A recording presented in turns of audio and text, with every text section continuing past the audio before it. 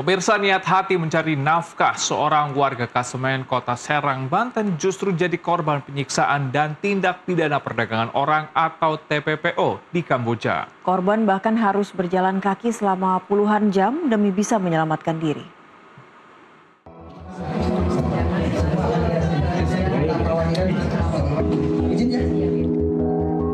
Korban bernama Kadera Paski Naiga berhasil kabur dari perusahaan scam daring setelah menempuh perjalanan kaki selama puluhan jam menuju KBRI di Kamboja.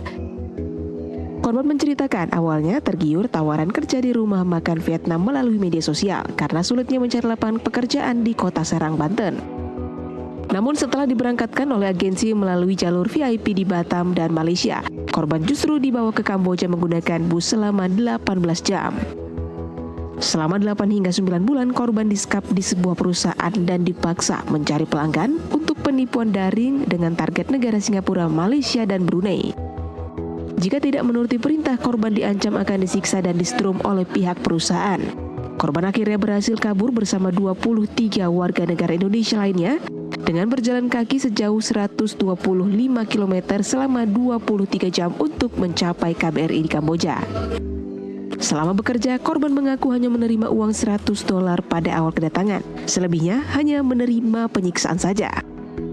Bikin paspor atau terbang ke Vietnam. Dipesenin tiket terbang ke Batam. Selama di Batam itu kita ngurus paspor itu 1 minggu. Selesai ngurus paspor itu ada yang namanya VIP line imigrasi. Jadi tanpa pertanyaan, tanpa data di imigrasi itu, Batam itu. Kita nyebrang ke Johor, baru Malaysia.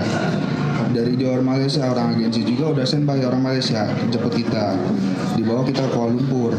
Nah, dari bandara Kuala Lumpur emang benar kita terbang ke bandara Ho Chi Minh, Vietnam. Ya, susah Pak, semua harus bayar. Sedangkan saya beli beras saja susah, ya. Dan dia tahu tuh kalau PT ini sekian juta, PT ini sekian juta di daerah sana. Makanya saya ingin membangun kawasan industri besar di Kota Serang ini agar bisa menampung anak-anak kita ini gitu loh, ya.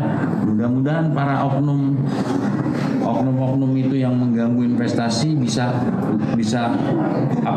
terbuka pikirannya. Ini siapa yang pikirin kalau bukan pemerintah gitu loh. Jangan berpikir untuk kepentingan pribadi.